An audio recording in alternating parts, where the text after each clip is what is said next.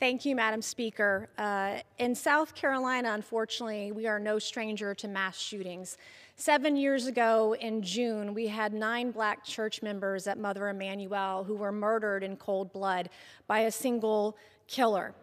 In April 26th of this year, right adjacent to a Little League baseball game in the evening in a parking lot, over 30 shots were fired. And the video, the harrowing video of seeing young kids literally crawling off the baseball field in tears, parents frightened and scared to death about their children, where this shooting had taken place just next door. On Memorial Day of this year, in Charleston, there were 13 people shot that evening, including 3 law enforcement officers.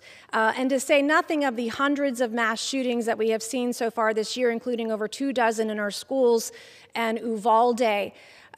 More recently, Highland Park, and I will mention that my father's last duty station in the military as a U.S. Army general was at Fort Sheridan, Illinois. I spent a year of my life in Highland Park, going to Highland Park Middle School, and I'm very familiar with that community and am heartbroken by what they have been through the last few weeks.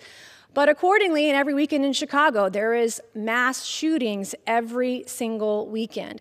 And the beauty of H.R. 6538 is that I agree with both sides of the aisle in what they're saying today. As someone who owns 7 firearms, a rifle, 2 shotguns, and 4 pistols, I support law-abiding citizens' right to own firearms included in the Second Amendment. And this bill, the beauty of this bill is it's not requiring or demanding or mandating anything. It's not taking away anyone's Second Amendment rights.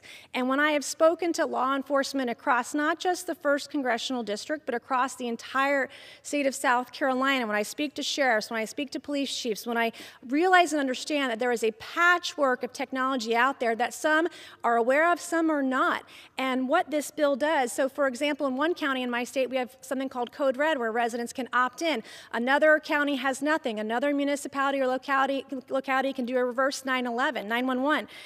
But there's nothing consistent, and the beauty of this bill is it doesn't infringe on anyone's Second Amendment rights. It does do a study by the Comptroller General under Section 5 to understand what states are and aren't doing and what some of the best practices are.